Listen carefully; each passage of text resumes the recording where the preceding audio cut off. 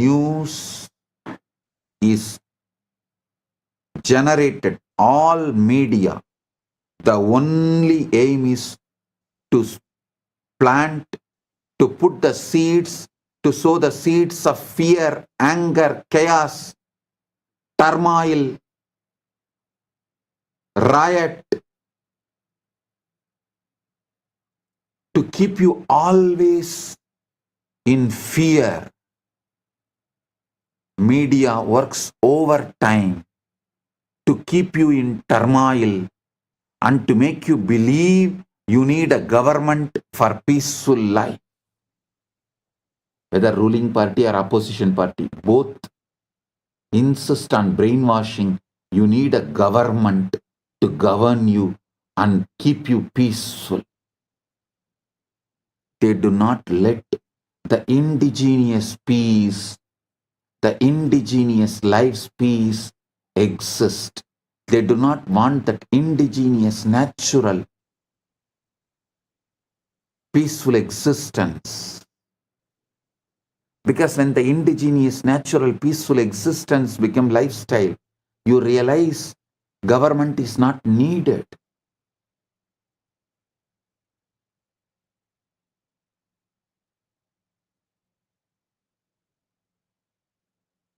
But media will not allow that. Surround yourself with words of hope, teachings that uplift, visions that inspire, conversations that encourage. Make your environment your ally. Guard your senses as you would guard the gates of sacred city. That is why in all sampradaya, Saiva, Shakta, Vaishnava, Ganavatya, Gaumara, in all sampradaya, if someone wants to achieve great inner world or outer world, enlightenment or wealth, power, anything, has to go to the Gurukul. Gurukul is a sacred ground, the monastery, whatever age you may be. Blessed are those who go to the Gurukul young age, when they were young and guarded, where the environment is your ally and you build the right personality, right being to manifest the right things. Even if you missed when you were young, don't miss now. Better late than never. Come and spend at least 1 month in Paramashivasena program.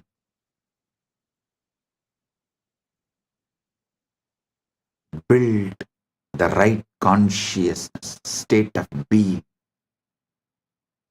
Paramashiva's direct message from Maha Kailas for all of us: listen, live moksha-centric dharma, moksha-centric artha, moksha-centric kama, moksha-centric moksha.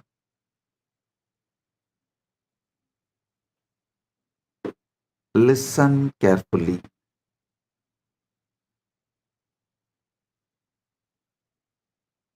I am teaching you the ultimate truths, giving you the ultimate experience of life.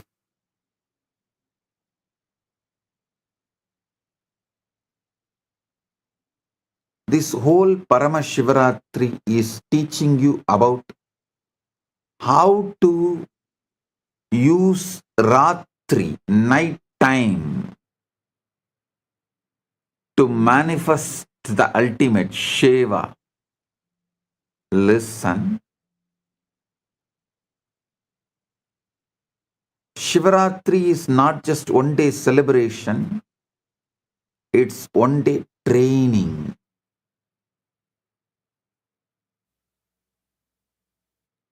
To make every night as Shiva's night.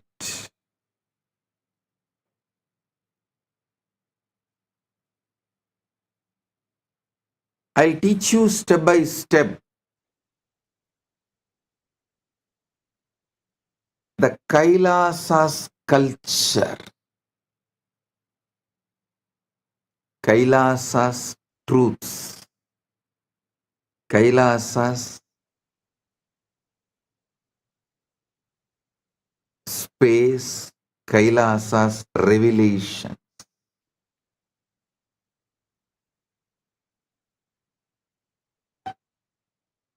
Listen intensely.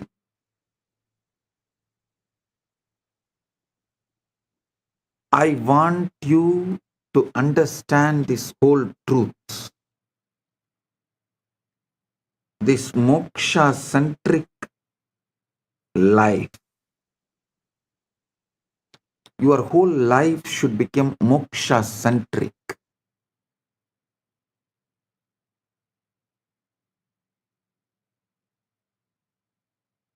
See, your whole day somehow goes in constantly brainwashing you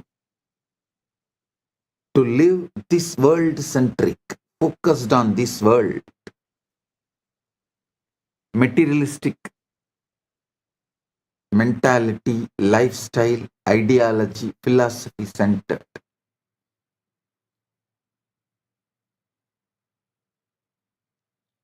Materialistic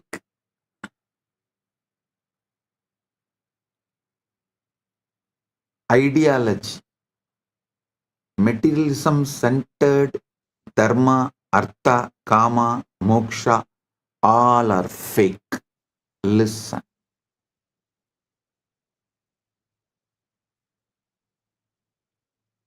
You should know the big difference between materialism and moksha-centric life. See, how the society teaches body-mind combo, and you need to work hard, earn this step by step. If you do that philosophy to dharma, artha, kama, moksha in all four, you will be a slave forever and failure forever.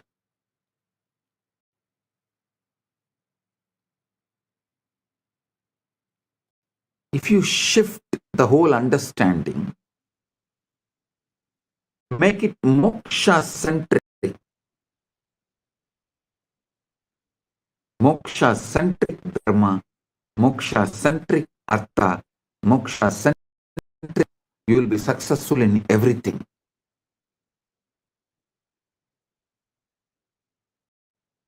The best time to do this shift is night time.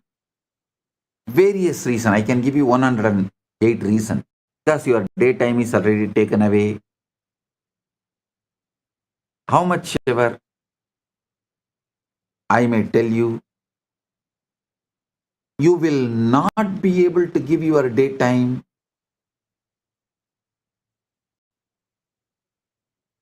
for this ultimate. Your daytime is lost in endless distraction. You are brainwashed to live in endless distraction. The whole ecosystem you are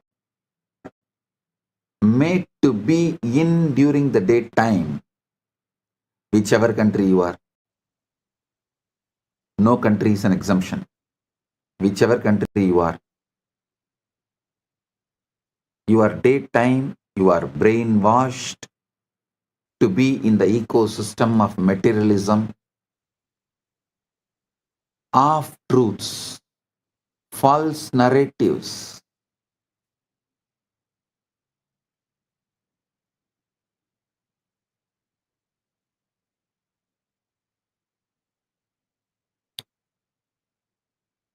Your whole ecosystem makes you feel your actions and reaction towards your fear will bring you security. The endless distractions are the pleasure. How many fake narratives are peddled and you are brainwashed, and you also start living, believing unquestioned assumptions.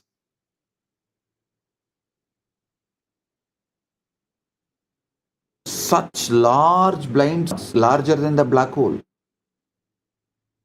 Like how the black hole sucks the whole planets into it. The blind spots you carry sucks your whole life into it.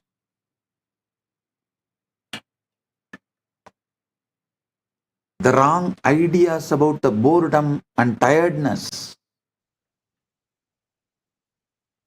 Wrong ideas about loneliness, love. Unquestioned assumptions lead to wrong lifestyle, food habits, addictions, and whatnot.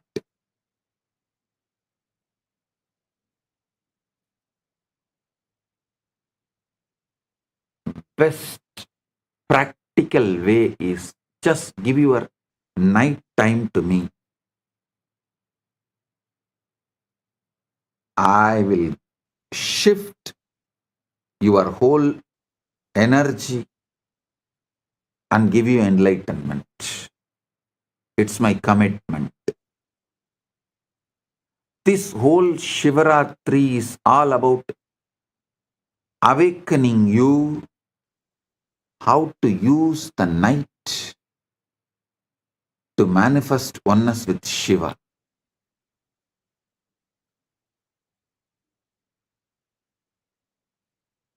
Today, the whole satsang is going to be how to use your night the best way to become moksha centric.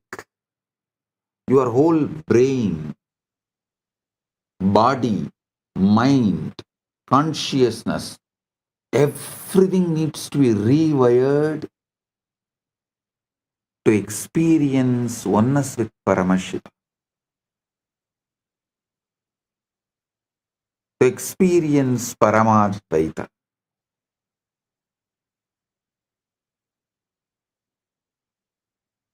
So I'll reveal these truths one by one. Listen intensely. Pradiratram mahatkum karma vishwasya kurvasi najanasi swayam tasya rahasyam paramatputam.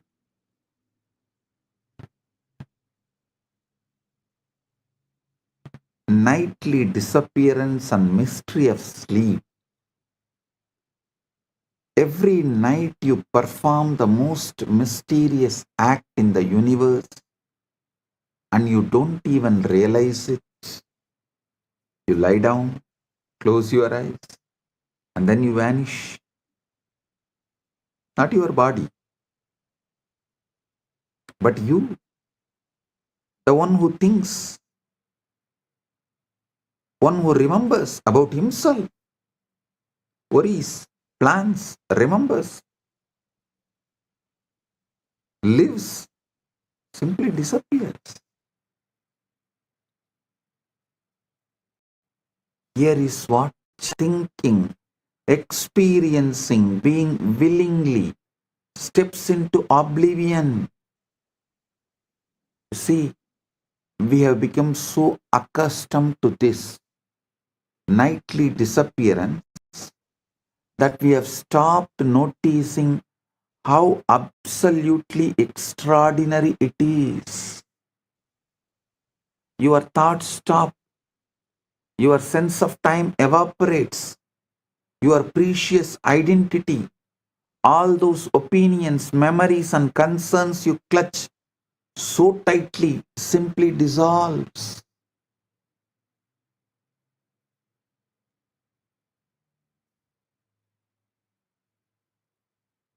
अभ्यासेन हि लोकोऽयम् आश्चर्यं विस्मरत्यलम्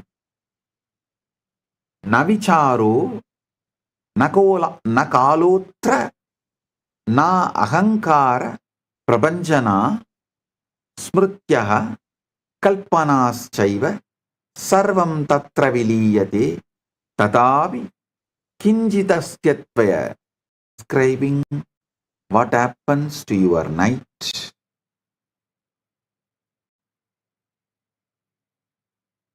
And what should happen? What happens and what should happen? So listen carefully.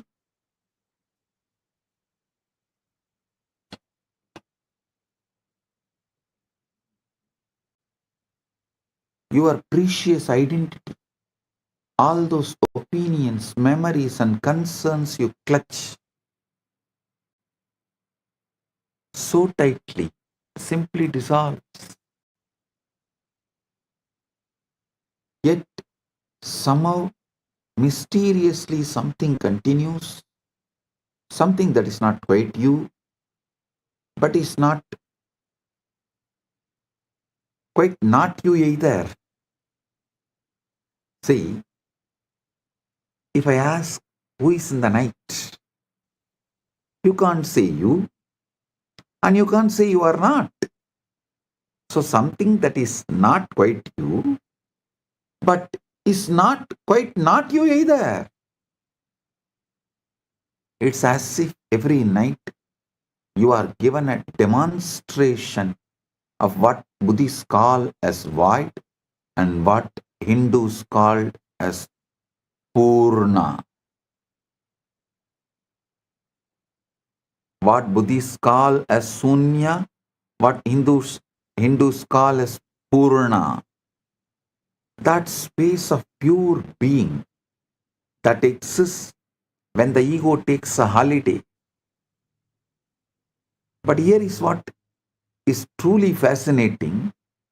We treat this daily miracle as though it were nothing more than maintenance, like charging a battery or defragmenting a computer. How wonderful we have managed to make the mystical into mundane, ordinary. This is the biggest blind spot. Biggest blind spot is going through this conscious portal called sleep every night and never bothered about it, never even bothered to understand about it.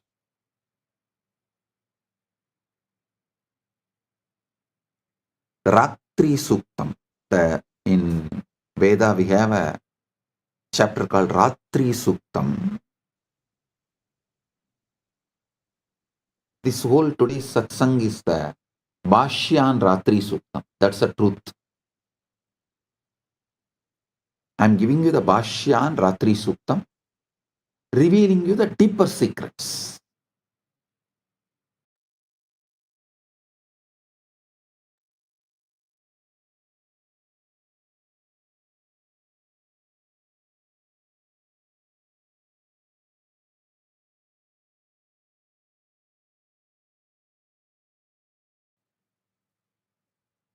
See, Yoga Vasishta says, Esha Jagarti Suptanam Prahatraya Vivekinam Haratyapadamaarthanam Vitaratya Mahatmanam. This self remains awake among those who are asleep. It strikes the undiscerning, removes calamity from the distressed, and bestows grace upon those who are not great souled. means even for ordinary people.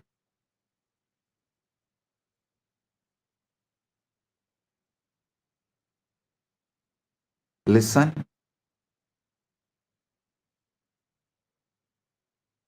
Adetat antaram pashya vismarana vilakshanam nitrayam patite dehe kim nama lupyate kilam na nama nachakar masti na sambandho nachakramah yenatma परिचीयेत तत्सर्वं नोपलप्यते न चिंता न स्मृतिर् नास्ति न मतं नाभिरुष्यपि न चिंता न स्मृतिर् नास्ति न मतं नाभिरुष्यपि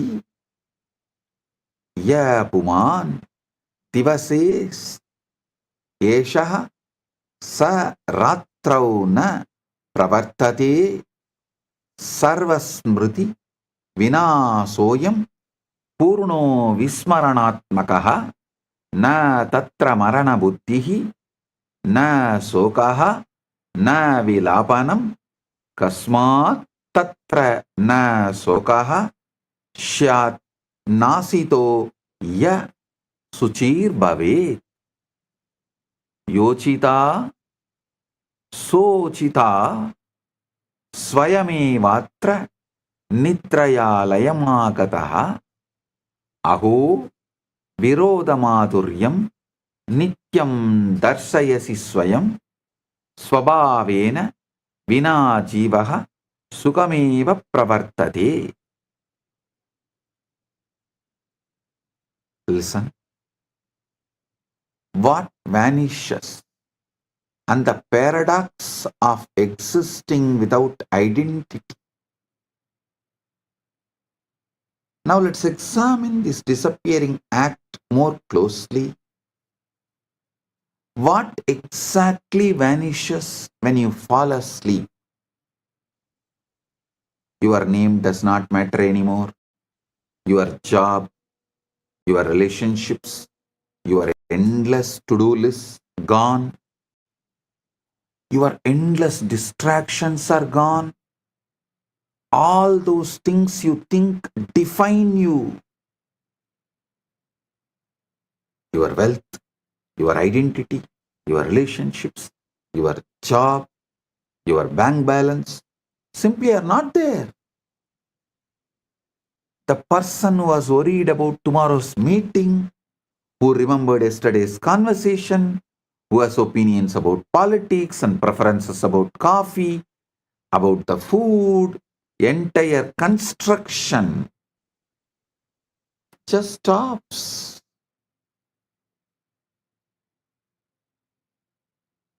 It's a most complete forgetting imaginable, possible, and yet, curiously, you don't experience this as a loss or a death.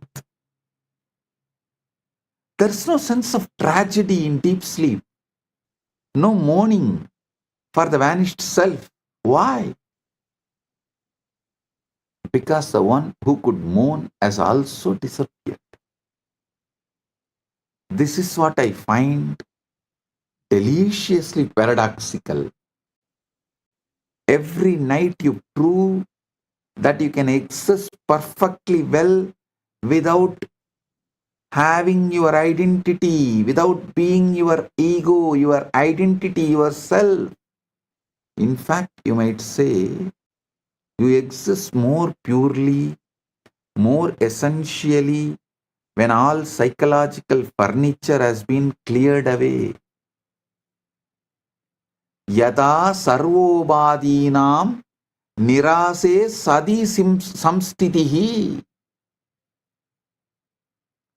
suttadaram tadasattvam trishyade nirviseshataha yadi nityam vinanama vinarupam vinasmrutim siddhosi tu nisayam Kim satyam tava tatpavuhu yattiva rakshate tridam yat ahankara samsritam kim tat alpam vigalpyam va nityanasamartakam.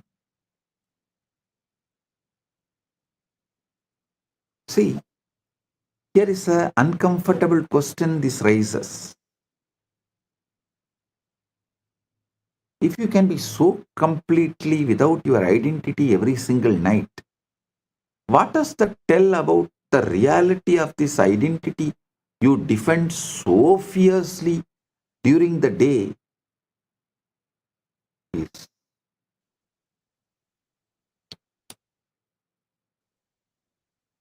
less than just dust,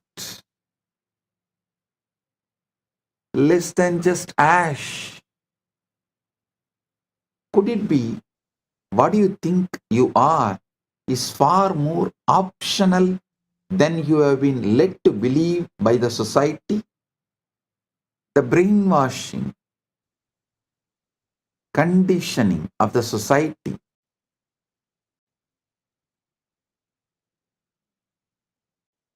has led you to believe many wrong things about everything, including about you. Listen, this is what I find deliciously paradoxical.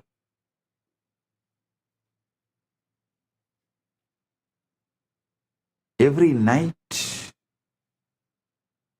you prove you can exist perfectly without being yourself.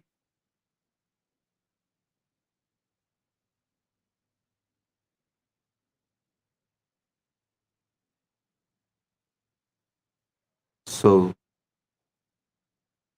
you need to realize maybe could it be that what you think you are is far more optional than what you have been led to believe.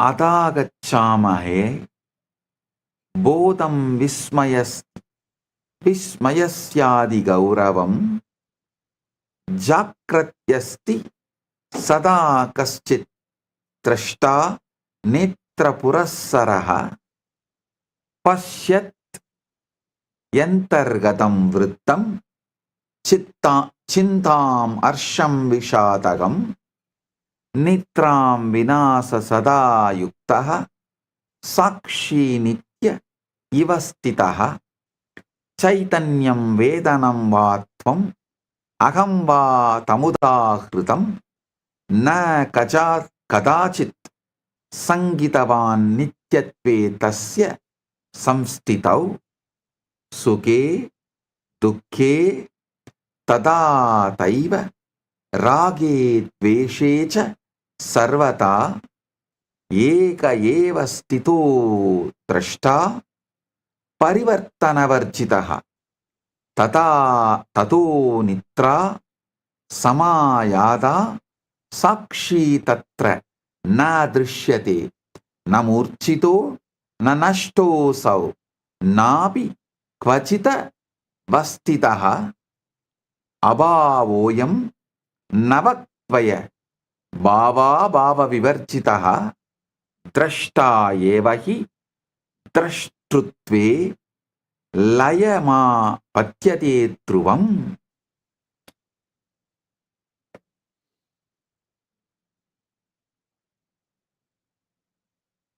Watcher dissolves into the watching. Observer dissolves into observing.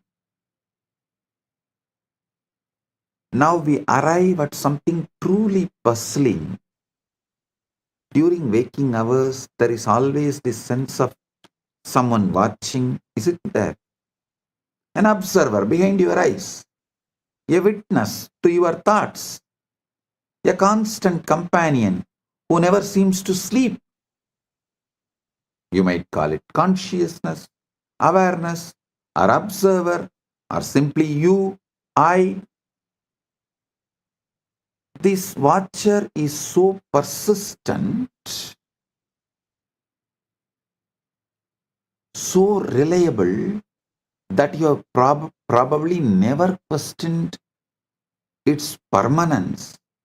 It is there when you are happy, it is there when you are sad, it is there when you are bored, it is there when you are excited. The one constant in ever-changing experience. But then sleep arrives, and this eternal observer, this supposedly permanent witness, simply is not there.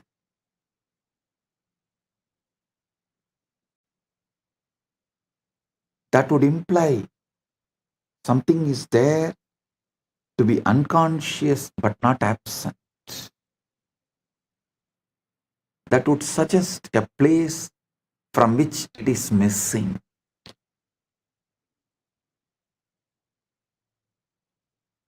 Kimedidi pruchandi chetanaya swabhavataha krantikari bhavedartaha bodhasyasya vicharane na drashtatvam yata manye stiro मूलः सनातनः आविर्भाव क्षणिकस्त्वेष तरंग इव वारितौ यथा निद्रा समायादि तरंगोलयं मृच्छति अप्तिष्ठति नित्यं तु स न पूर्णकः. See, it's more mysterious than that. The watcher itself dissolves into watching. What does this mean? Well, it suggests something rather revolutionary about the nature of consciousness itself. Perhaps this observer you think you are is not quite as solid, as permanent, as fundamental as you have been assuming, as you have been brainwashed, as you have been conditioned by unconscious society. Instead of exploring all these great obvious truths and questions in front of us, instead of teaching this to our next generation in the school as the preliminary education, we go on teaching stupid things, especially things which is never going to be useful in our day-to-day life, which has no meaning or relevance for our living.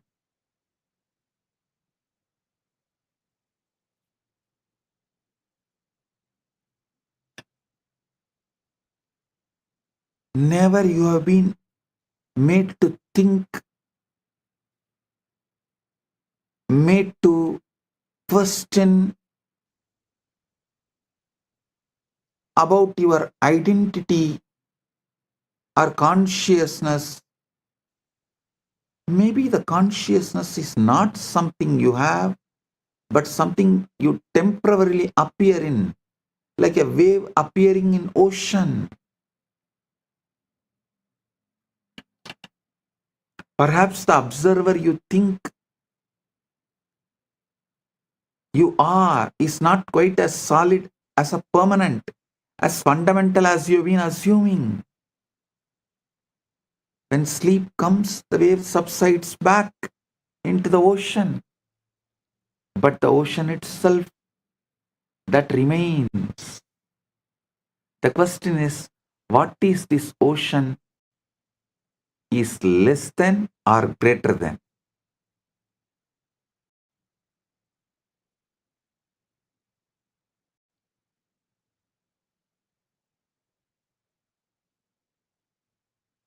Actually, this whole thing, today's satsang is commentary, Bhashya and Ratri Sukta,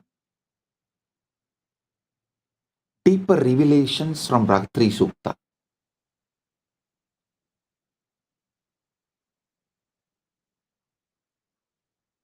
Suptau na swapno na mano na buddhihi na dehabhavo na cha kaladeshau naham na chanyo na sukam na dukkam tatapi sattvam na kadapi nashtam na kinchit lokyati tatra chetaha na kinchita kankshati na smarathyapi anubhava bhavasame vi tasmin astitvamatram pravi diva na drishyate na tatra na vetyadava na bhukta bhogo na cha bhoga sadhanam tata vibodhat prabhutyate janaha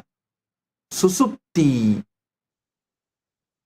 masatya sukidi veti yadi yabhavo tra sada bhavet katam visheshaha sugadkayo smritaha supte vishuttam paramam hi sattvam bijatmana adhishtadi sakshi rupam na guna na rupancha nama kinchit naham pratyaya na cha vishwa buddhihi karana dehe layametya sarvam shantam shivam kevalamasti tat ya te tat vaidamalakshanancha nityam niralambanameva sakshi tateva nityam pratiratrameva ajnanavasatna janananti.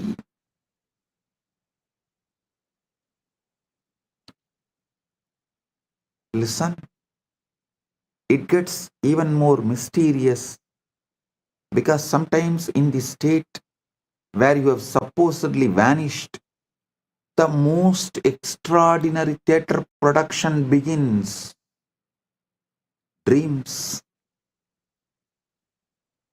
Now here is what should absolutely baffle you. If you are unconscious, if the self has dissolved, who exactly is creating these elaborate dreams? Who is writing the script? Who is casting the characters? Who is designing the sets? And most mysteriously of all, who is watching the show? In your dreams, you meet people you have never seen. You visit places that don't exist. You have conversations you would have never had. The creativity is astounding. The detail is remarkable. The dreaming mind constructs entire worlds, complete with the physics, relationships, the storylines that can be more compelling than any Hollywood production. But the dreamer, the one who would normally take credit for such creativity, is supposedly absent. It's as though Shakespeare's plays were being written by someone who had completely forgotten they were Shakespeare. And here is the most fascinating part. In the dream, you believe it is all real. You are convinced that dream you is real you. The dream world is real world. The illusion is perfect until you wake up. Now this should make you pause. If consciousness can create such convincing realities while you are absent, what makes you so certain that this waking reality is not just another kind of dream, perhaps one being dreamed by something far more vaster than your individual mind.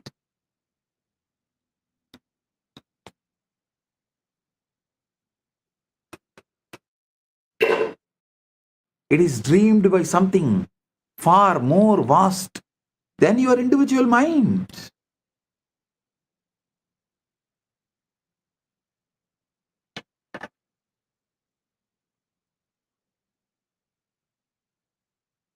सुषुप्ति सापरा अवस्था यत्र स्वप्नो विद्यते तत्र किंचिदपि नास्तीति प्रतिभाति विलक्षणा न तत्र चिंता न मनो न बुद्धिः न स्पर्श रूपम न रसप्रवाहः न कालबोधो न दिशां विकल्पः नाहं न चान्य प्रविलीयते तत् तथापि किंचित् परिशेषमेव न शून्यता सा न स भावनास प्रबोधकाले सुगमित्ये इत्यवेत्ति सुप्तो हमासं सुगमित्यनुभूयते यति ह्यभावः खलु केवलं स्यात् न भेदबोधः सुखदुःखयोः स्यात् सुषुप्तिकाले विसतं हि सत्वं साक्षित्वमात्रेण स्वयं प्रकाशते न अनुभवोऽत्र न चानुभोक्तः न ज्ञेयवस्तु न च चेतः अस्तित्वमात्रं निरुपाधि शान्तम् अनुभवा भावसमेऽपि सन्तातम्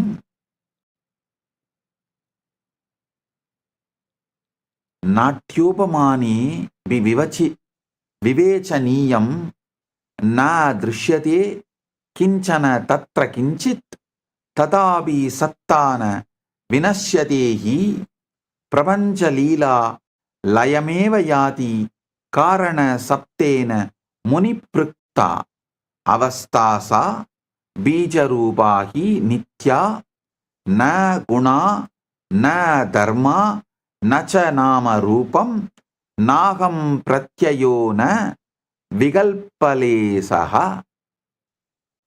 यदेतदात्मा स्वयमेव सुप्तः न कर्तृ भोक्यादि विभागयुक्तः न एव शान्तः परिपूर्ण एषः प्रत्येकमात्र प्रतिरात्रमेव यतन्विशन्ति तपसा च योगैः ध्यानैः समाधौ सा चिरं मनीषिणः तथैव सर्वे सुषुप्तिकाले स्वभावतो यान्ति न जानन्त्येव. Listen. Let's venture into the most mysterious territory of all, which you should have been taught by 5 to venture.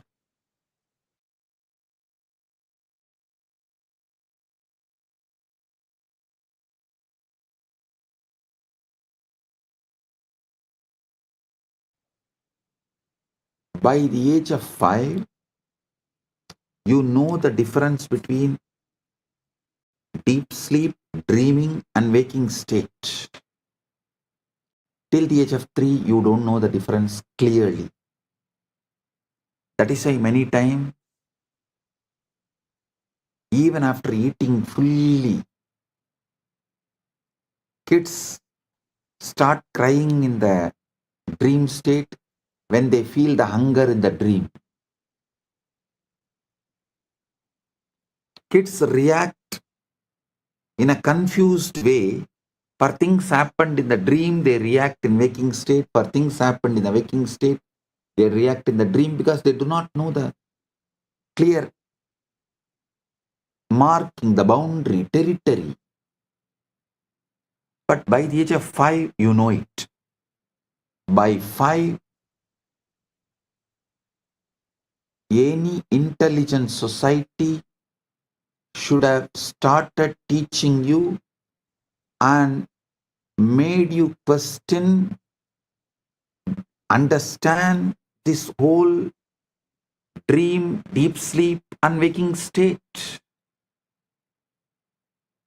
But the society is too busy in brainwashing you and making a slave out of you. The chronic capitalistic leaders are trying to make a worker out of you. Each religious leader tries to make one for their religion, a religious follower out of you. Society is trying to make you a best slave out of you. Mother is trying to make good son. Father is trying to make good son. Everyone is trying to make what they want from you, the personality they want as you. Nobody is interested in your enlightenment. Nobody is interested in you. A real society which is interested in you by the age of 5 should have made you start thinking, exploring this deep sleep and dream, this whole territory. Let's venture into the most mysterious territory of all, deep sleep. Those hours when even dreams don't visit, when you exist in a state so profound that nothing, absolutely nothing, appears to be happening. This is where things become truly mind-bending. In deep sleep, there are no thoughts, no sensations, no experiences of any kind, no time, no space, no self, no other. And yet something is there. How do I know? Because you wake up fresh, refreshed. Because you know you have slept well. Because there's a clear difference between 8 hours of deep sleep and 8 hours of tossing and turning. If there was truly nothing there, how could there be any qualitative difference at all? This is what I call the deep sleep paradox. Pure being without any content whatsoever. Existence without experience. It's like a theater with the lights off, the audience gone, the actors departed, yet somehow mysteriously the show goes on. The mystics have a word for this state. They call it Karana Sarira, causal body.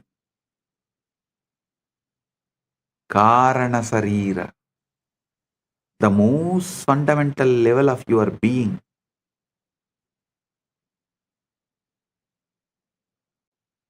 It is you without any qualities, you without any attributes, you without even the sense of being you. Meditation, in philosophy, in religion, you experience it naturally every time you fall into deep sleep. The cosmic joke is that enlightenment puts you to sleep. Your existence aware of itself without needing to think about it. What is shocking is that you visit this state of perfect peace, perfect wholeness, perfect being every single night. The very thing you are searching for in.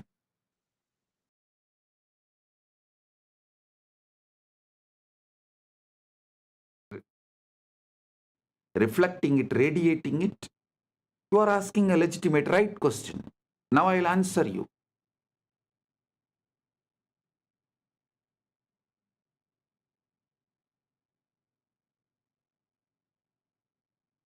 From yesterday, I'm explaining so many different points.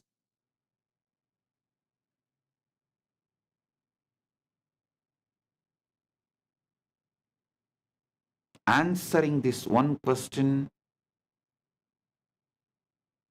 if you are Paramashiva, why your reality is not reflecting it, and how to make your reality reflect, radiate your Paramashiva. Listen. When you assume it is done, when your original assumption, original identity about you, if it is done, means Paramashiva, your ultimate Param Aham, Aham Brahmasmi, then you stop approaching your desire as a request and start approaching it as a fact. I am Paramashiva. So if I want, I will manifest the body I want, as I want, how I want. I am Paramashiva. So if I want wealth, I'll manifest it as I want. I am Paramashiva. If I want relationships and to be loved or love, to shower love or to be loved, I will manifest as I want. Why I am not manifesting? Maybe I need to look in and understand where I wanted, what I wanted, when I wanted, why I wanted, now how I can want rightly. That's all. It is not about pretending or forcing yourself to believe through sheer willpower. No. It's about entering into a state of being where you organically, naturally feel the truth of your assumption, your ultimate. How can you be anything else? Hey, Paramashiva is not cheap to produce, create something less than him.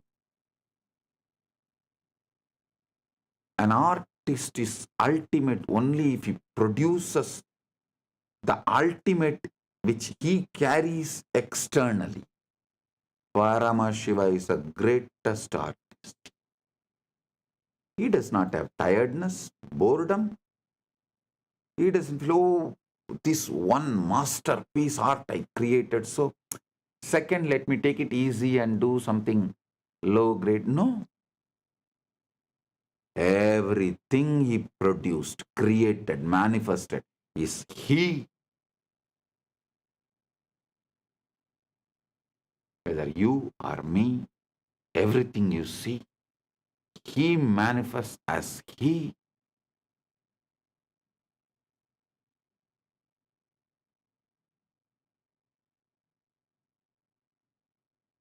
Just organically understand the facts I am presenting. You will see the truth very clearly.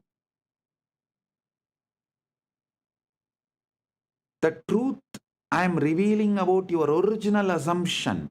Your original assumption should be you are ultimate.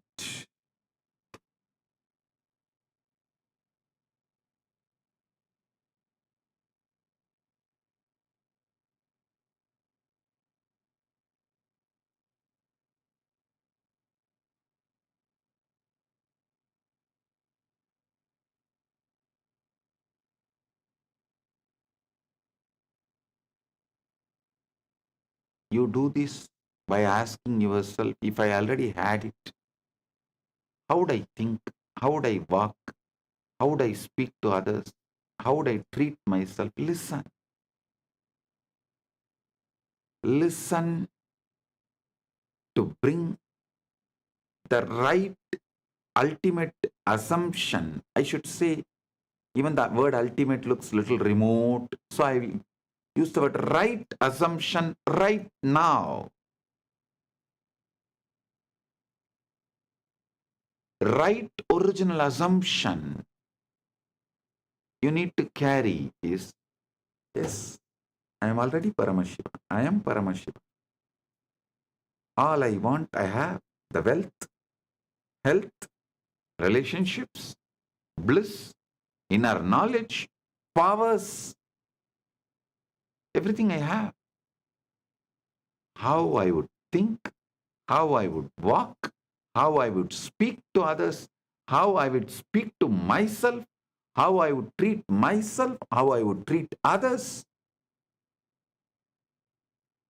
Just sit and drown yourself into that Icha Shakti, Manasarovar Manonmani. This is the Manasarovar bath, Manasarovar Snan.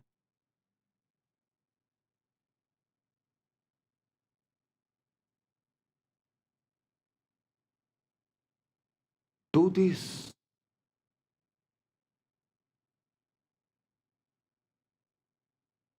Best time to do this is night when you go to bed.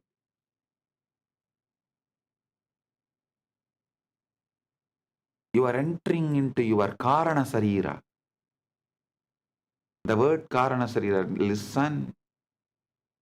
The West calls your sleeping state as unconscious or subconscious, dream as subconscious and deep sleep as unconscious. No.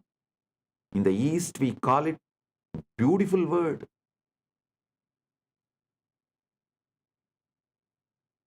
Deep sleep, we call it as Karana Sarira. Means that is where all the reason, Karana, seed, cause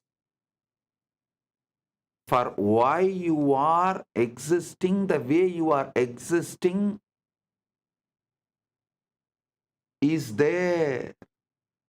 So every night, don't think when you fall asleep your day ends. No. You are working in your warehouse, the Karana Sarira. Your cause. All the reasons, causes of why you are, who you are, what you are falling into that.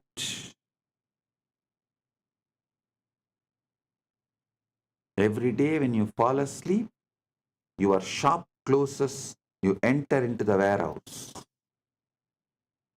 Production unit. I think production unit is the better word than the warehouse. Your daytime is marketing, shop. Your nighttime is production unit. The time you attend to the cause.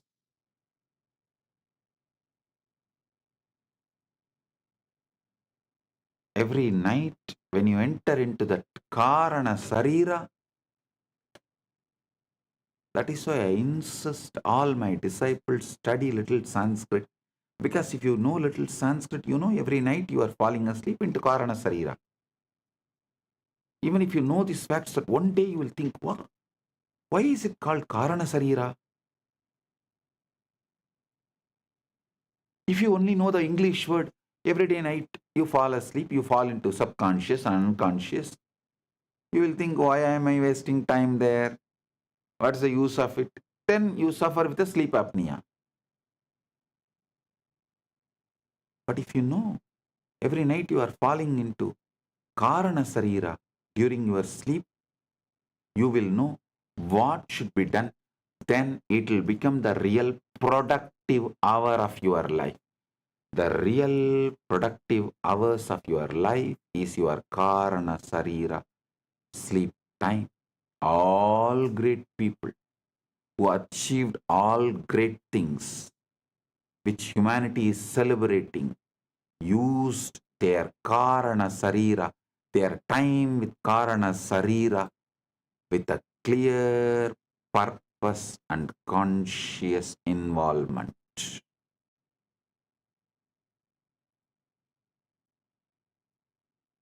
Mediocre people fall asleep. Great people use night time, your sleeping time, to be in the Karana Sarira and generate, manifest what they want as life. That is why not only Krishna, all spiritual scriptures of Sanatana Hindu Dharma says, yogi does not sleep in the night.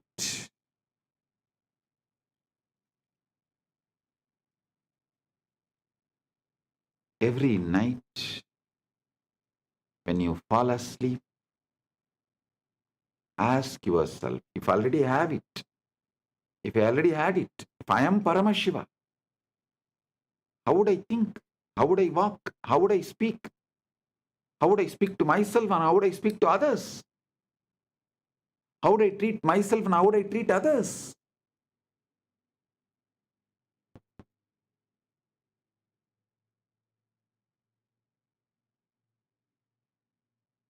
Visualize, think, plan how you will manifest when you fall asleep, when you go through the Manasarovar Snan, Manon Mani, Karana Sarira. When you wake up, manifest it, live it, stand tall as Kailasa. Kailasa is your waking state. Manasarovar is your deep sleep.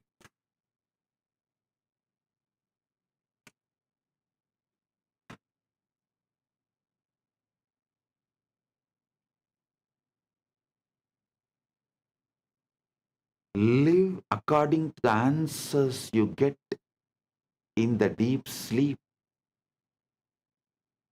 Even if your senses are trying to convince you otherwise during the daytime.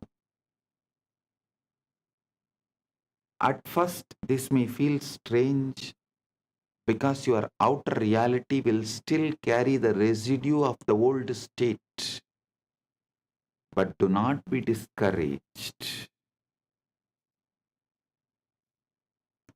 Outer conditions may be a little slow to catch up. They are the shadows, not the substance. The substance is the inner state you hold consciously, unwaveringly.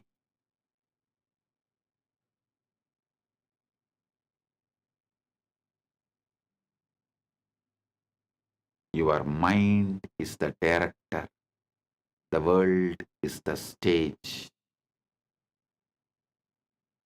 The moment you accept the role of Paramashiva inwardly, the scene begins to change outwardly. Hey, listen.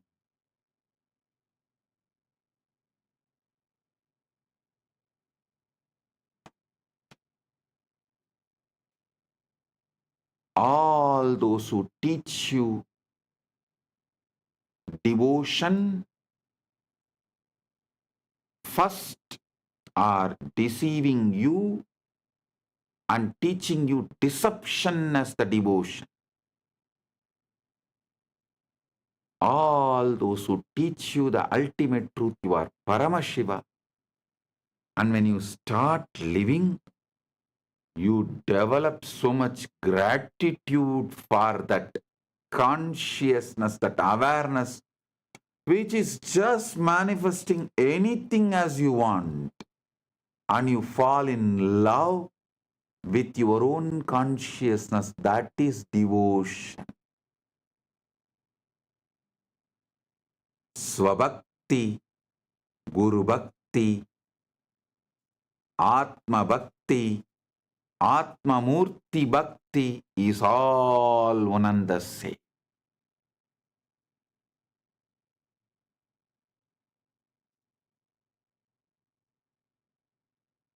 You fall in love with your consciousness, which is just manifesting anything you want as you want. So simple, so wonderful, just like wow, so wonderful, so beautiful, just like wow. When you get this feeling, the love you experience, the gratitude you experience, the love which flows out of this gratitude is devotion. That will flow, overflow through towards your own consciousness, your own Guru, your own Paramashiva.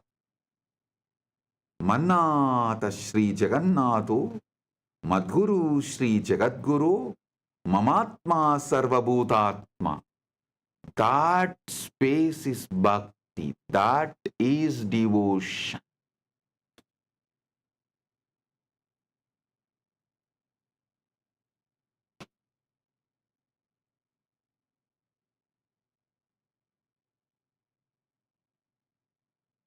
Do not wait for the circumstances to give you permission to feel successful, happy, loved, or abundant.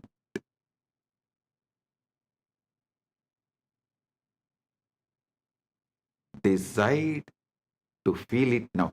Don't allow others to steal your Paramashivatva. Don't allow society, situation, circumstances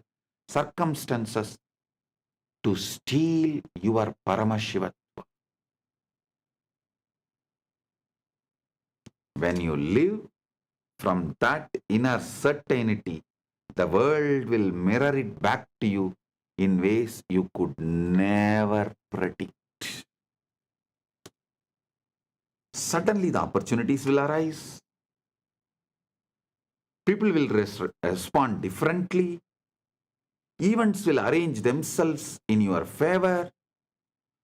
You will no more have tiredness, early morning, or boredom to do yoga or gym, or attachment to the addictive food, the unhealthy food.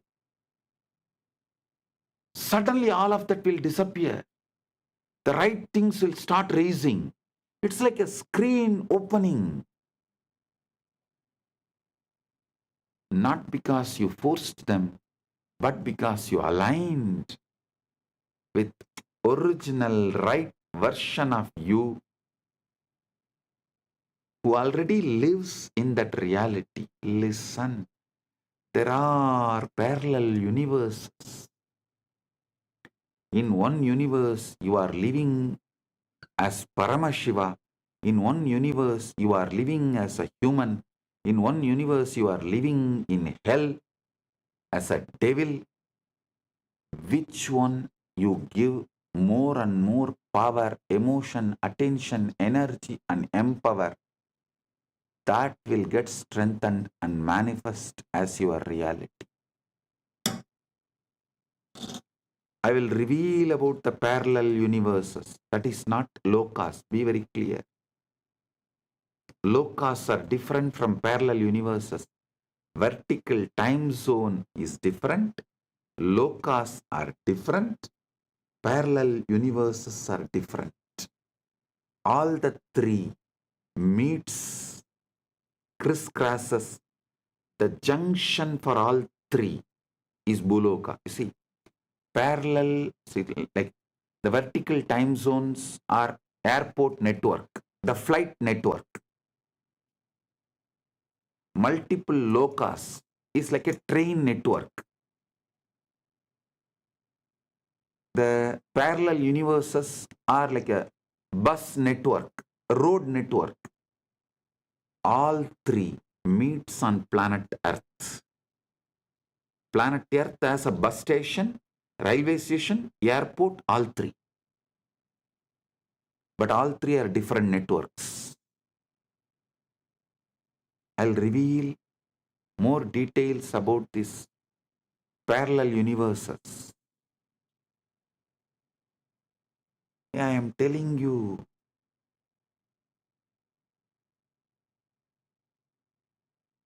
how many of you have seen that Interstellar movie? How that guy comes back and tells the daughter, don't allow me to go, don't allow me to go, somehow stop me. Same way I'm telling you. Don't assume you are a body-mind combo. Don't assume you are a body-mind combo. You are Paramashiva.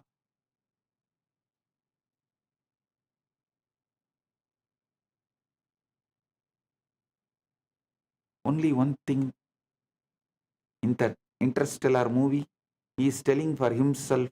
Here I am telling for you. That's all.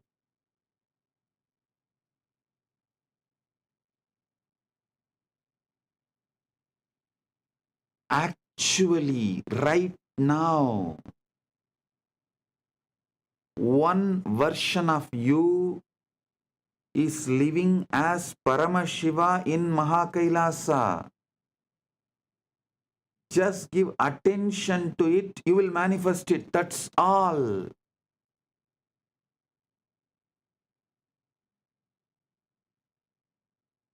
The key is persistence. Persistence. Collapses the gap. You cannot step into a role for an hour and then return to doubt for the rest of the day.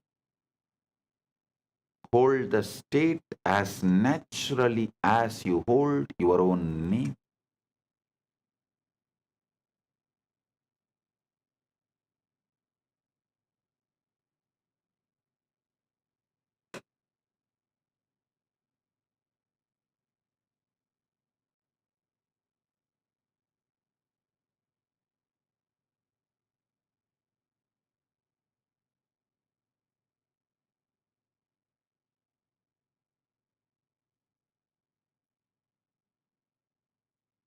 Hold the state as naturally as you hold your own name.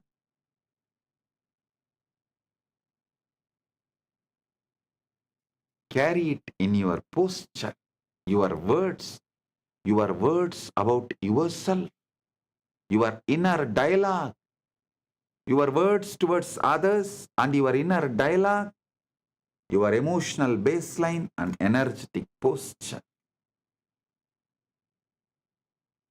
Carry it. If you fall into the old patterns, gently return to this energetic posture of you are Paramashiva. Your wishes are already fulfilled. You are the Kalpataru. Not only fulfilled for yourself, you are powerful to fulfill for others.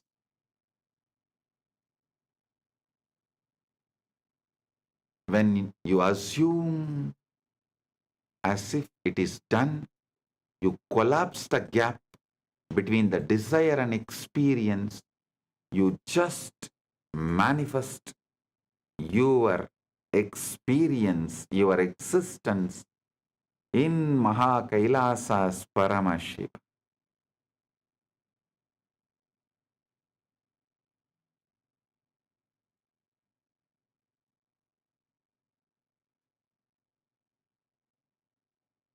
You are no longer someone trying to get there.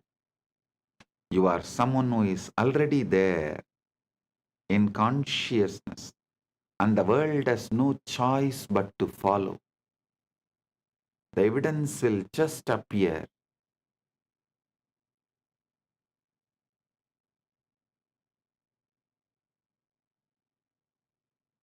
It may take little time, but it will appear only after you stopped looking for evidences and decided to live it.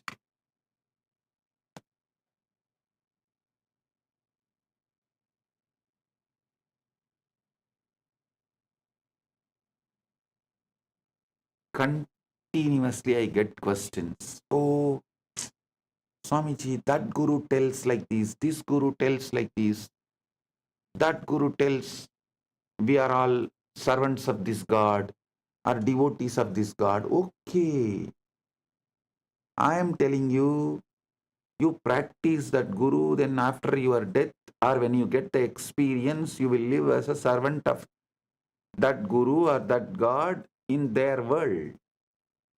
But when you listen to me and manifest and practice what I am saying, while you are living, you will manifest, you will live as the living Paramashiva. After you leave the body, when you want to leave the body, as you want to leave the body, you will live as Paramashiva. Paramashiva is not one, infinite. How can the infinite be one? Don't you see? When you assume mentally infinite is one, you are having a huge blind spot, bigger than black hole.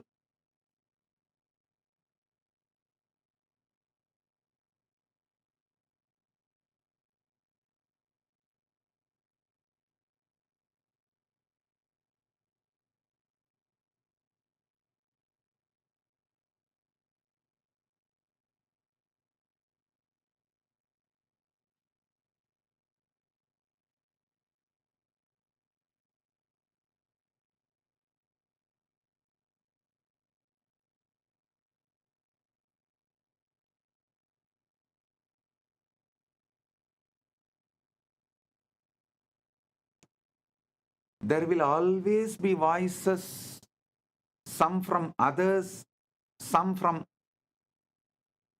the books written by others, books, even the so-called philosophical literatures, and from all sources, there will be always voices.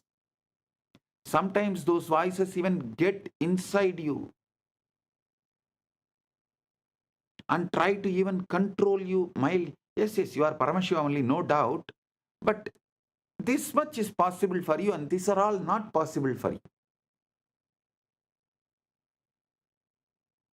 And your mind will even try to tease, oh, if you think you are a Paramashiva, you already achieved Paramashiva, why don't you just grow 25 heads overnight? Listen. Listen. Don't ever think it is not possible. Don't ever think it has some complications.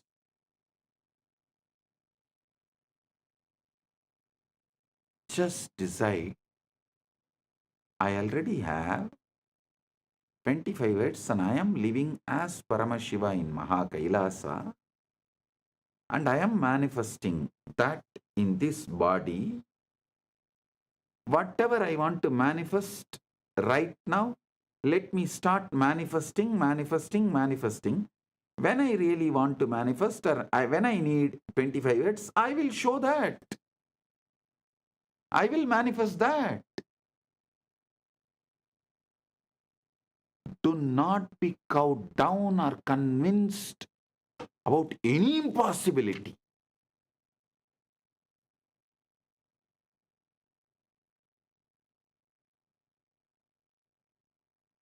The outer voices will measure your potential by your current situation, by your past failures, and by their own limited vision.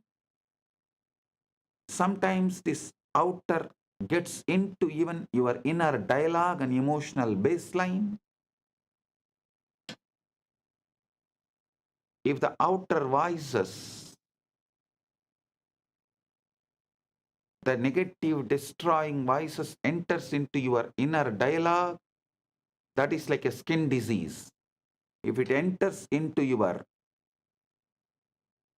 emotional baseline, that is like a heart problem. If it enters into your energetic posture, that is cancer. Don't allow in all three levels. Don't allow in all three levels.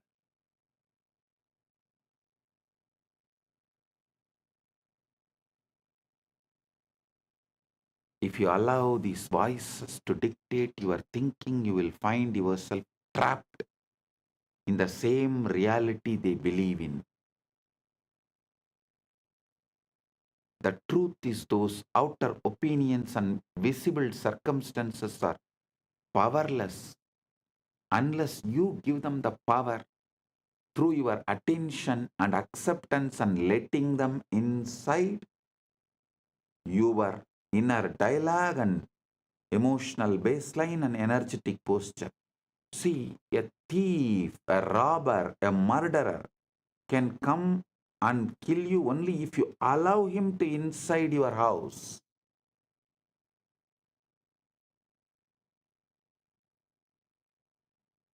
Safeguard yourself so strong they are not able to enter.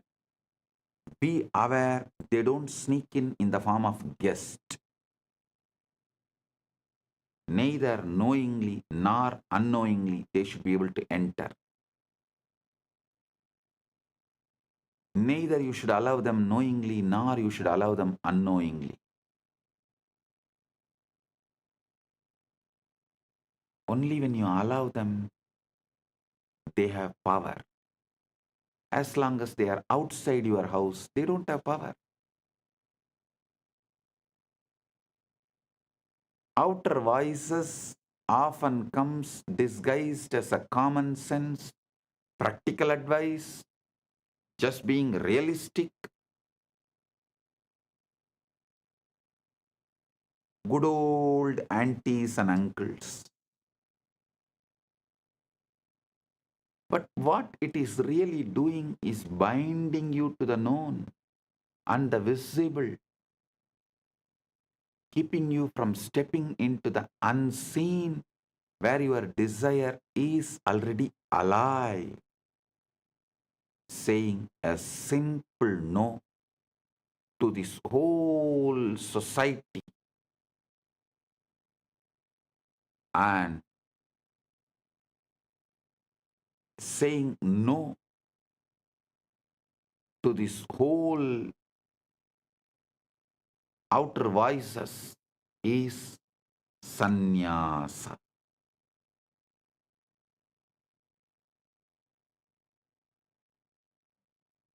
That is becoming Kailasavasi. If you want to create something great, new, you must learn to silence these outer voices. If you do not silence them, they will continue to pull you out every day. And you do not silence them by arguing or convincing others to agree with you. No. You silence them by withdrawing your mental and emotional energy from their words. Discard their words because their very identity, the original existence in which they are living, is not your goal, and that is not what you want to be. That is not how you want to be.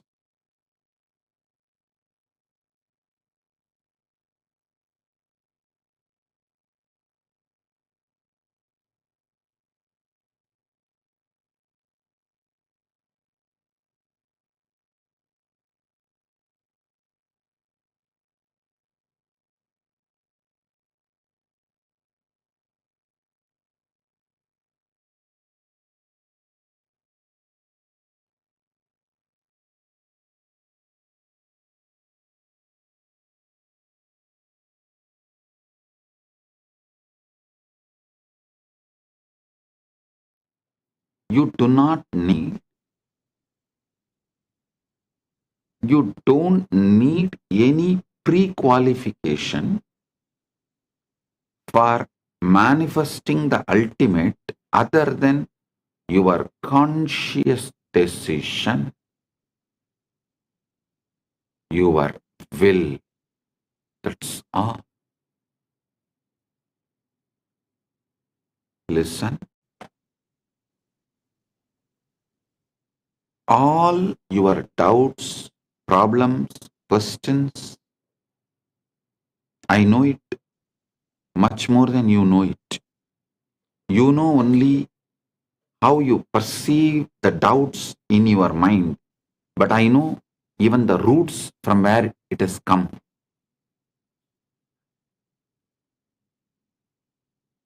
First of all, you should all realize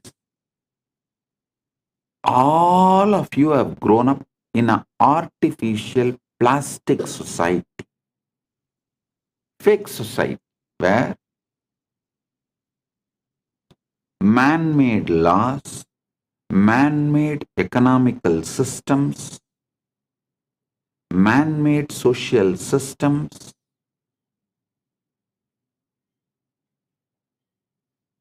with large blind spots and exploitative motive,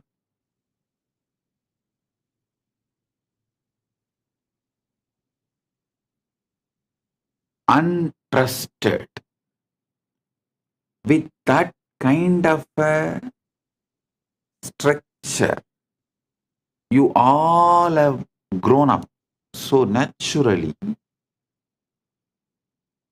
whether your family or a school, your college, your team, everything teaches you a false idea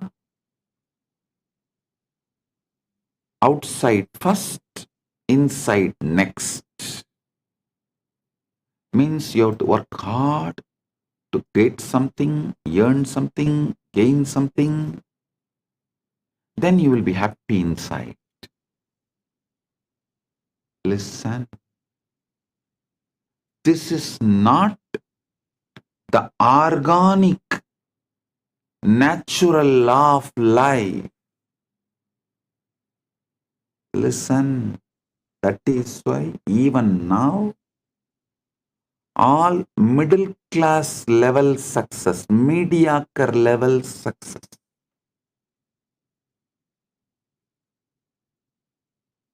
maybe few houses, few cars, little money in the bank, a career, successful career.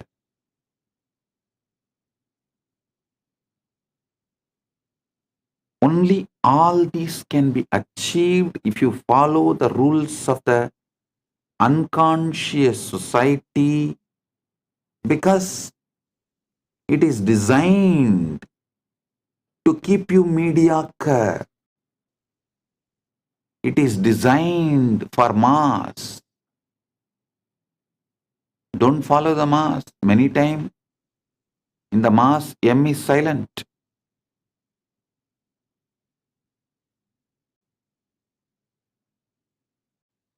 It is designed to keep you mediocre.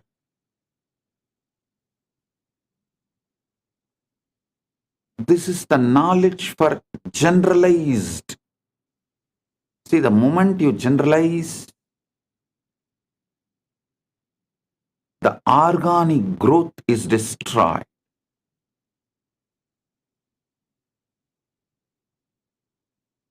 Whether education, bringing up, lifestyle, everything. Knowledge, the ideas we teach, the groom and make people experience, everything is specialized in royal schools. Understand? I treat you all as the students of Royal School. I am not giving you the generalized teachings given to the mass. No. I don't even want to call my followers, my disciples, my devotees as seekers. No. You are not seeker. The right word for you is manifest. You are not seeker. Right word for you is manifester. Listen.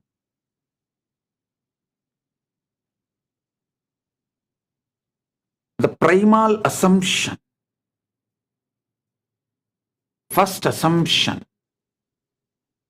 you build about yourself, unconsciously or consciously, forced on you or you voluntarily build it, married or raped, anyway, the child you give birth, unconsciously,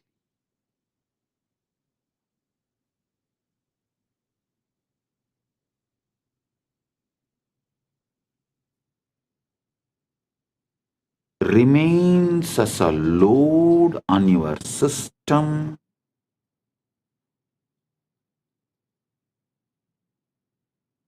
continues to keep you focused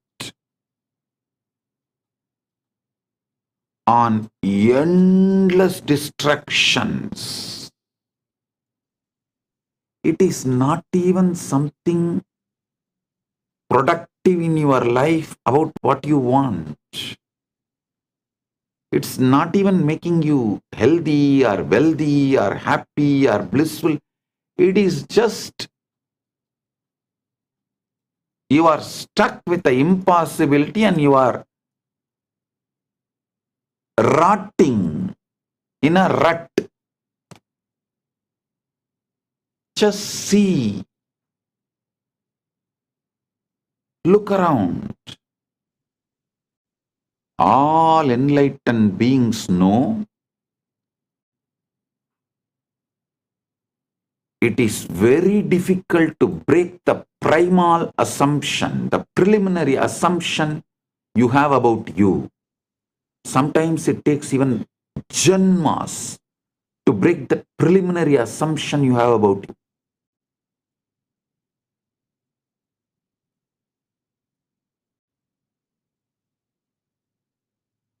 That is why I am very clear. The preliminary assumption you have about you itself, I am giving you right. Ultimate assumption. Listen.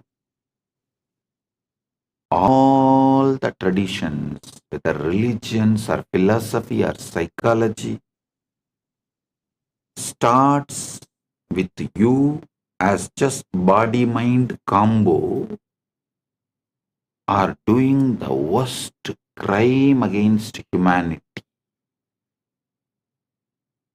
Because the moment you start thinking you are a body-mind combo and you have to gain step by step by seeking, accumulate and achieve the enlightenment, ultimate, over.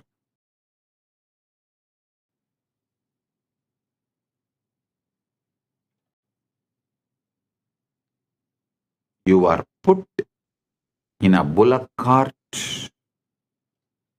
or I should say you are chained in the EMI slavery. Listen.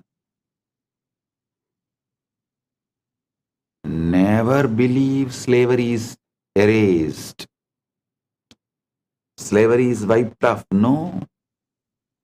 Slavery is modernized with EMI.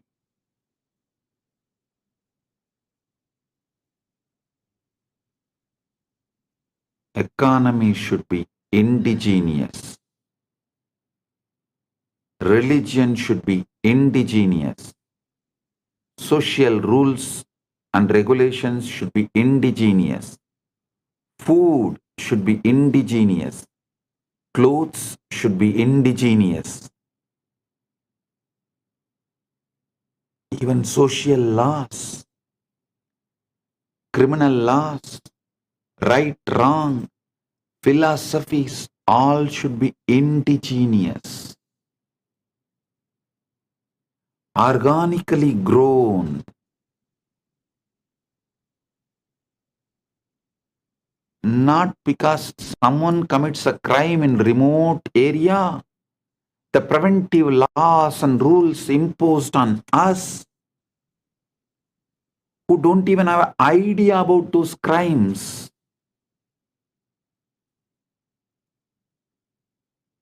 One good thing I found is that due to the AI revolution, the Gen Z is going to live only organic life. The globalized brands, whether it is a Coca-Cola or burger or pizzas, are all global brands. Business brand, retail brands, cloth brands, religion brands, philosophy brands, all have no future due to AI revolution. People are going to choose the indigenous lifestyle. They are no more interested in following the dead, unwanted, unknown. Actually, neither the person who imposes the rule, nor the person who maintains the rule, nor the person who obeys the rule knows why the rule exists. What the hell you are doing? What the hell is going on?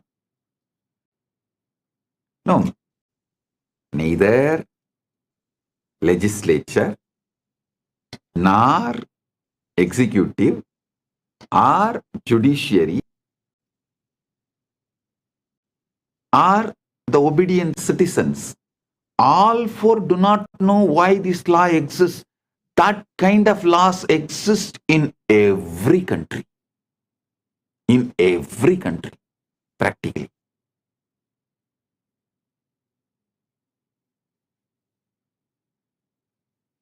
If you start seeking the root of the law, some assumptions happened in some roundtable discussions 150 years ago. Is the origin of the law absolutely irrelevant. But unfortunately, these laws are teaching you your primal assumptions, primary assumptions, preliminary, original, first assumptions about you. Your first assumption about you need to be corrected and the truth to be told. Don't start as a body-mind combo. Even the religious structures and philosophies which begins telling you are a body-mind combo and that body-mind combo has to work and do something, this, that, yearn and achieve enlightenment, dump it. They are making hell for you. No. Only enlightened ones know it is very difficult to change the preliminary assumptions. Sometimes it takes janmas. Always it takes years to change the preliminary assumption. Sometimes janmas. That's why when Krishna starts his teaching, the first word is you are Atma. You are the field.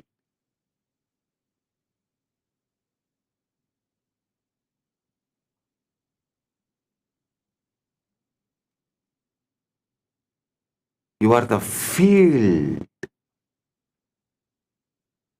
which is carrying the ultimate, pregnant with the ultimate.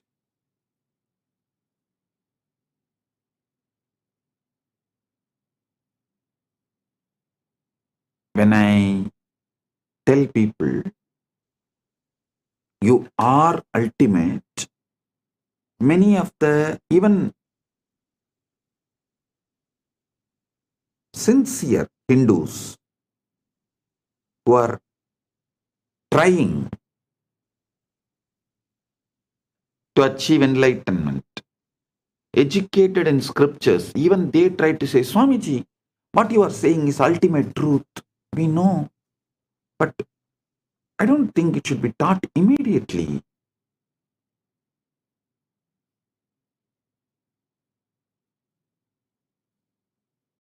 People should go step by step. You are doing wrong by teaching the ultimate truth immediately. If I am wrong, Krishna is wrong. The moment he opens his mouth, actually Krishna opens his mouth only in the second chapter, Sankhya Yoga. In whole Bhagavad Gita, there are 18 chapters, and second chapter is Sankhya Yoga. First is Arjuna Vishada Yoga. Second chapter only Krishna opens his mouth. The moment he opens his mouth, the first thing out and falls. You are Atma. You are the field.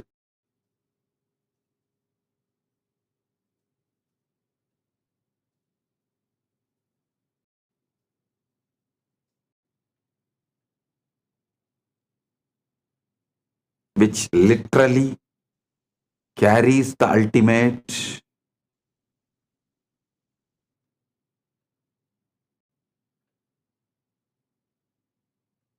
Listen.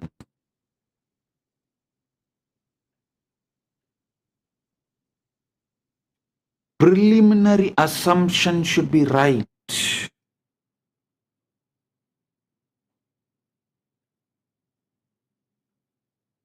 If you think you are a body-mind combo, not from there, the struggles will be too much and almost I can guarantee you will not achieve.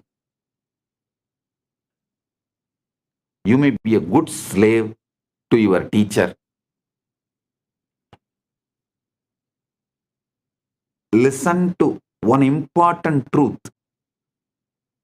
A teacher who accumulates slaves will be slave for those slaves because he has to be constantly maintaining those slaves. I think I am the only master who lives in absolute seclusion, where I don't have anyone around me other than few people who are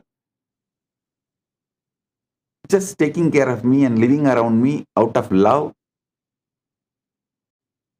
And all the followers live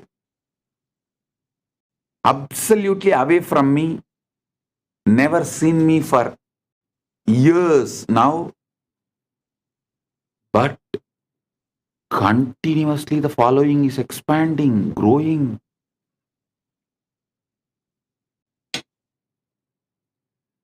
Because I don't collect slaves. I collect leaders. I make Paramashivas.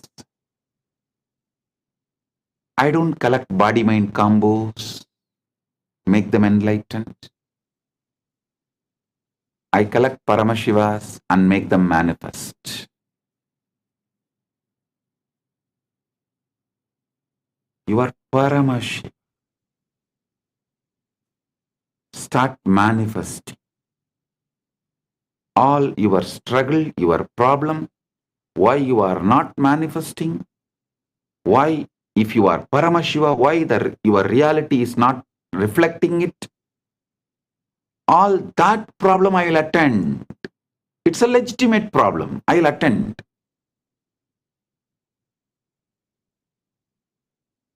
But assuming your body-mind combo and trying to evolve, your birth is illegitimate. Your very preliminary assumption is illegitimate.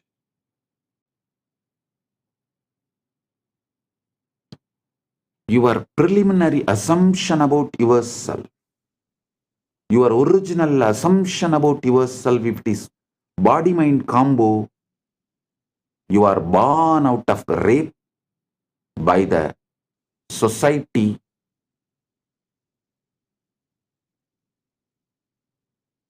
forcibly on your consciousness. Society commits a forcible rape on your consciousness, and out of that illegitimate child born is your original identity if you think you are a body-mind combo. Listen. I give you the legitimate cosmic ID card. Paramashiva. Param, you are ultimate. That's a legitimate cosmic Aadhaar card, social security card. I think I'll start issuing one. Legitimate cosmic ID card.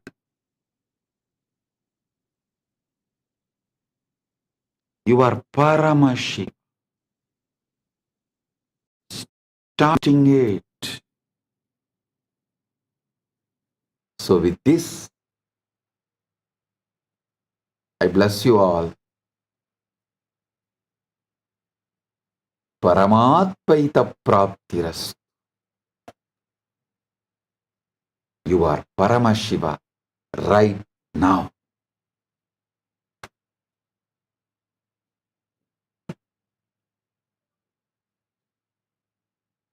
With this, I bless you all.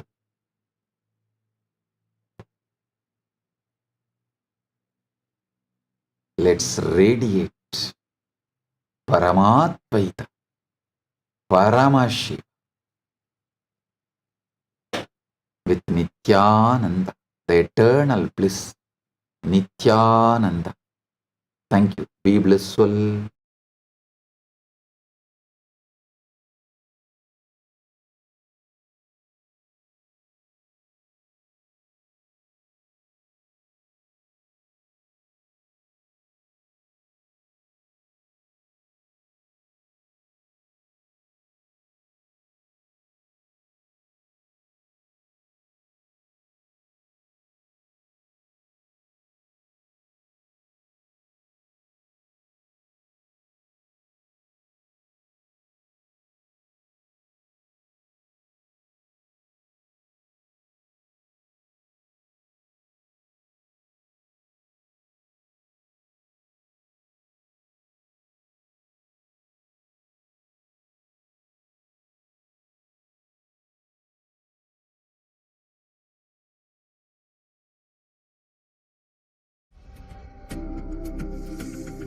Mahashivratri. It's an important time when timelessness enters into time.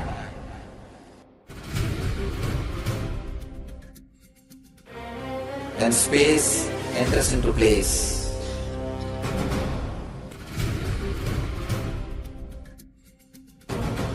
When Brahmanda enters into Pindanda. The whole nature is supporting you now.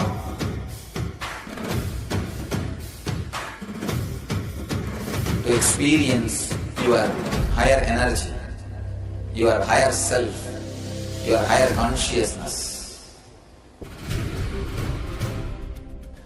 Tonight is the night when divine revealed itself and elevated all the beings to its level.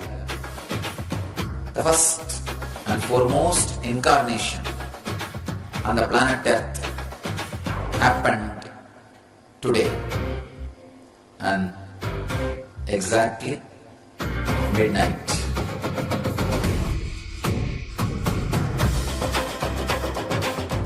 Mahashivratri. It's a great opportunity for all of you to raise yourself to the higher consciousness. Let this night awaken all of you.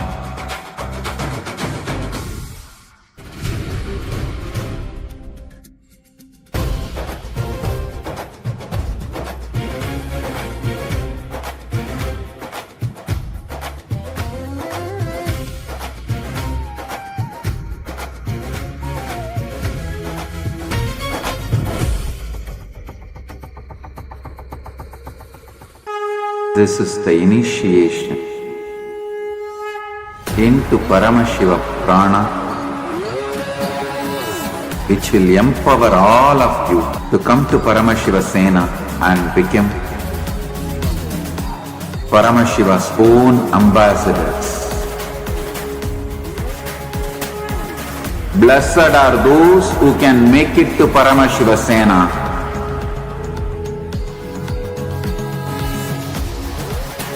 Losers are those who stick to your ego and your mind, your confusions and your delusions. I am opening doors for all of you to come and experience Paramashiva Sena. Now it is left to you to say yes to Paramashiva.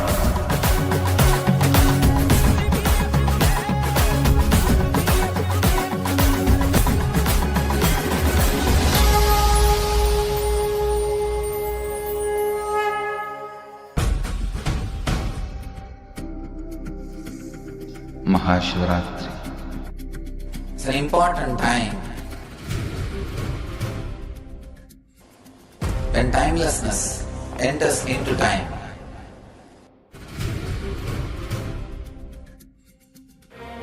When space enters into place.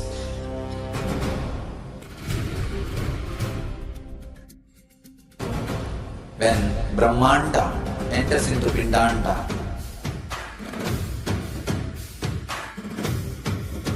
The whole nature is supporting you now.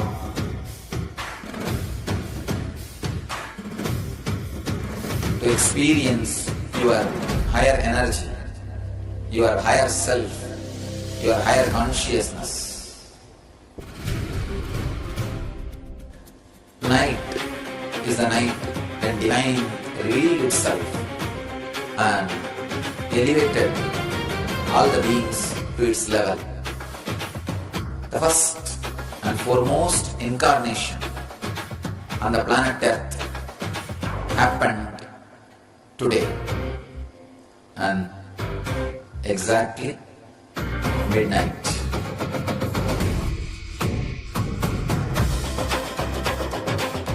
Mahashivratri. It's a great opportunity for all of you to raise yourself to the higher consciousness. Let this night awaken all of you.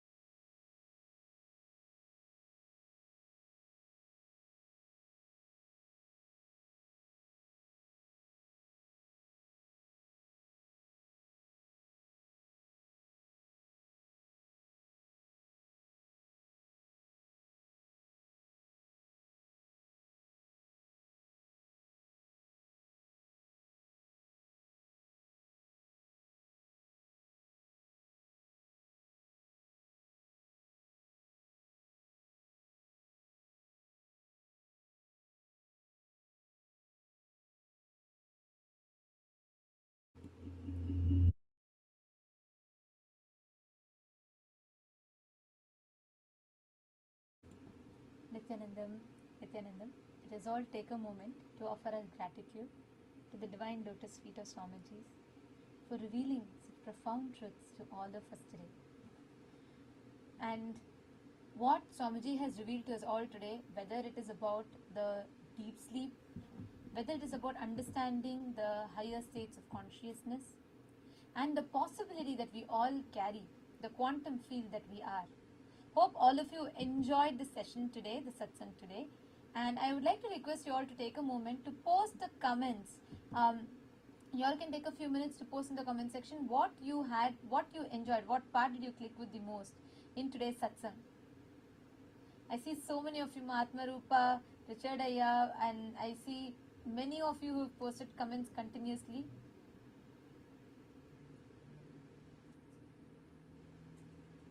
Jnana Pratyakshananda has posted, the success of oneness is sustained by ferocity. The antidote to not manifesting powers is ferocity. You just need to add more ferocity to your declaration of oneness. Yes, absolutely yes.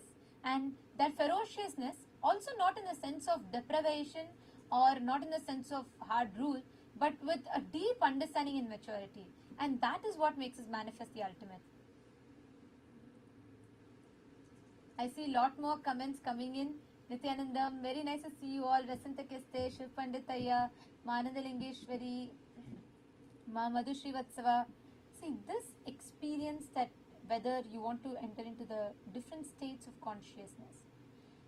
For us, for many people, we try to achieve that high or whatever we call that with different means. That's why people, when they're not able to handle their depression, their lows, they try to add to that fulfillment from outside.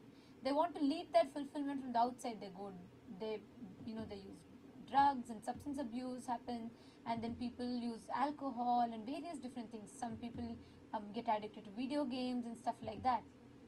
So we are always we create an external dependency so much so that it starts impacting, it starts affecting our system, ability to function. And now, what is so beautiful here, what Swamiji revealed, is removing all those negative, toxic, all the things that you're adding to you and manifesting your pure Paramashanta. Now this may sound very, will that require a lot of effort from my side? What am I really qualified for it, etc. But that's where the role of the Guru comes in. In the presence of the Guru, you don't need to do much. There's nothing you need to do. Just when you connect to the Guru, harnessing the power of feeling connection will enable you to manifest your ultimate by manifesting the Guru through you. And not just that, the space, see, that's what the Shakti Pada does. When you are in the presence of the Guru, whatever you might be going through, whatever you may be believing that you are having, from what you are, to be able to take that quantum leap, that happens in the presence of Guru. This Mahashivaratri, we are having special sevas through which you can directly connect to Swamiji and experience that breakthrough in your feeling connection. All those who want to offer, especially the Pratyaksha Pada Puja. Pratyaksha Pada Puja is an offering that you offer to worship the divine lotus feet of our beloved Master, which removes the janmas, the karmas that you've been accumulating for births together just through this one offering. And this can liberate you from many of the karmic bondages that you've been stuck with in your life. And like what Swamiji said, you should start having gratitude, more and more gratitude in you. Like just in Day for a Say Satsang, Swamiji mentioned about what you want to manifest as the ultimate, like your end. Start living in that end now and start having gratitude as if you already have it. That opening of, flowering of gratitude is possible by offering Pratyaksha Pada Puja. I wanted to invite I see some comments that are coming. Leela Sai Kumar has posted, thank you. You said yesterday observe determine outcome, but is observe is brain or heart? Why some guru teaches observing heart? Okay, listen. Here it's neither brain nor your heart.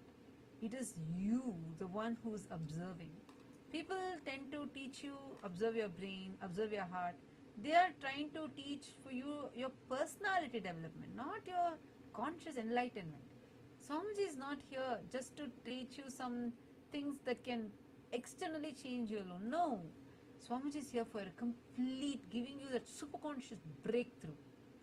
That will happen only when you start realizing who you are, when you are sitting as that witness inside of you. So, to all the viewers that are there, I just wanted to invite all of you for this Maha Shivaratri celebrations. That's just 4 days away, and we're going to be having, we already are having so many sevas that are being offered in temples around the world, in various kailasas around the world, and mainly offering Pratyaksha Pada Puja to Swamiji on Mahashivaratri. That is going to give you the ultimate breakthrough. And we invite every one of you to join us on the Mahashivaratri by connecting to the Guru. See, Paramashiva is on the day of Mahashivaratri assumes from formlessness to the form. And Guru is the ultimate embodied form of Paramashiva. You can call it God, consciousness, Shiva, Paramashiva, Rama, whichever word that you want to give. Guru is a manifestation of all the ultimate, unseeable, all the pure forms of God, the Supreme Personality of Godhead. So, on the day of Paramashivaratri, in the presence of the incarnation of Paramashiva, get ready to celebrate Shivaratri. Get ready to celebrate the night of the auspicious changes. All civilization terrorizes us about dark. Dark is always considered as something negative and evil. Sanatana Hindu Dharma is the only religion where we celebrate dark, Ratri, intensity. We do meditation on the dark. It's only in Hinduism. And do not miss this. Please be there. And I request every one of you, on the day of Shivaratri, you can all offer Pratyaksha Pada Puja to Swamiji. Have the opportunity to connect with Swamiji, the deity, and you can offer the Pratyaksha Pada Puja, and you can connect with Swamiji and all the different gods and goddesses, the different deities, and receiving their grace and blessings. Ultimately, physically offering the flowers, the Madhuparka, etc. at the divine lotus feet of Swamiji. So the link for where you all can make the offering, will be posting it in the comment section. But every one of you, please make sure that you take a few minutes and you're all heading to the link. You all can go to, in the chat we'll be pasting the link in the YouTube live chat. And all of you can make sure that you're going ahead, signing up, and whichever sevas you resonate with, you want to offer, get started with one. Get started with any.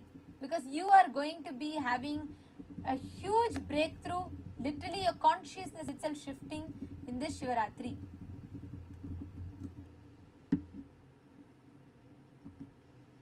Yes. And thank you all for tuning in with us. It was wonderful to have you all here. Thank you. Let us all now sit straight and let us all connect, bowing down, experiencing that feeling connection with Paramashiva in his manifestation, in his embodied form as Swamiji.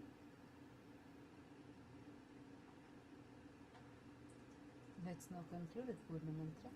Om Purnamadav Purnamidam Purnat Purnamudachyate Purnasya Purnamadaya Purnamevavasishyate.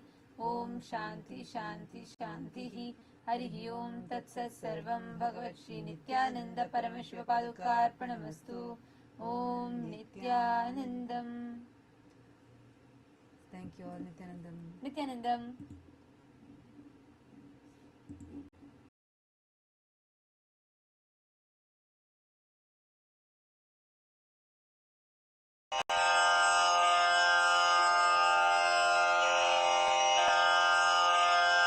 श्रीकैलासोन्नतद्वादशान्तश्यामलापीठारूढ श्रीमीनाक्षिसुन्दरेश्वरा भिन्नस्वरूप परशिवपुत्ररत्न Kumar गुरुमण्यतुल्यावतार Shri Parvati स्तन्यपानलब्ध दिव्यज्ञान विश्रुत सकल निगमागमसारभूत द्राविड वेद प्रवक्त्रे श्रीमत्परमशिव करुणा समधिगत मुक्तामय चतुरश्रयान गीयमान छत्र चामर श्रीचिह्न काहलादि समस्त बिरदावल्यलङ्कृत ज्ञान विज्ञान चक्रवर्ती सर्वजन संघ सद्यो निर्वाण दीक्षा व्ययापवर्गवर्ष विश्राण जीमूत परमत कलभ केसरी शैव सिद्धांत स्थापनाचार्य श्रीराजाधिराज पांड्य महाराज गुरु क्षपण शाक्यादि महांधकार निवारण ज्ञान भानु वीक्षणानर्हार्ह ध्वजोच्छेदन पूर्वक श्रीमद्वृषभध्वज स्थापक शैव समय कर्त्रे सर्वज्ञ पीठारूढ़ श्री जगद्गुरु श्री ज्ञान संबंध देशिक स्वामी वागीश सुंदर माणिक्य वाचक स्वामिनाम् अवतार भूत श्री ज्ञान संबंध स्वामी पुनरुद्धृत श्यामला पीठ सर्वज्ञ पीठ त्रिनवत्युत्तर द्विशततम गुरु महासन्निधान अरुणगिरि योगीश्वर परंपरागत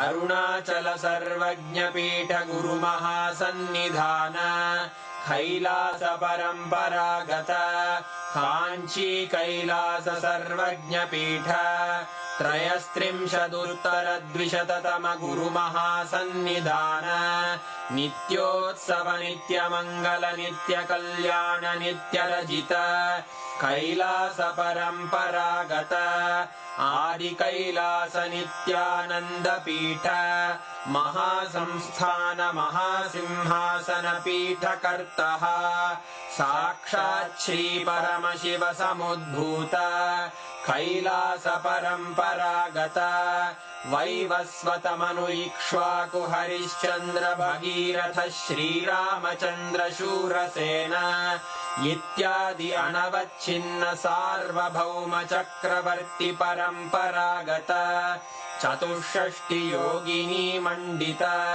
चतुष्षष्टि संप्रदाय प्रवर्तक मनुधर्म शासन सूर्यवंश प्राप्त सर्वज्ञ पीठ सुरांगी साम्राज्य मूर्धाभिषिक्त चूड़ामणे साक्षात् श्री परमशिव समुद्भूत कपिल महागुरु पुनरुद्धृत महानिर्वाणि पीठ अष्टोत्तर सहस्र श्री महामंडलेश्वर साक्षात् श्री परमशिव सिंहासनाभिषिक्त समस्त गणनायक श्री महागणपति समारंभ अनवच्छिन्न पीठाधीश्वर गुरु परंपरा प्राप्त अटल पीठ अष्टोत्तर सहस्र श्री अटल पीठाधीश्वर धर्म मुक्ति स्वर्गपुर स्वर्ण पीठ त्रयोविंश गुरु महासन्निधान कैलास परंपरागत आदिपीठ सर्वज्ञ पीठ जगद्गुरो श्री कैलास पुनरुद्धारक श्री कैलास परमाचार्य श्रीमत्परमहंस परिव्राजकाचार्य वर्य सच्चिदानंद प्रणव स्वरूप श्रोत्रिय ब्रह्मनिष्ठ श्रीमज्जगद्गुरु श्रील श्री भगवत् श्री नित्यानंद परमशिव श्री ज्ञान संबंध देशिक परमाचार्य स्वामिन् अत्रागत्य परिपाल्य च अस्मान् विज्ञान वितरणेन विजयी भव जय जय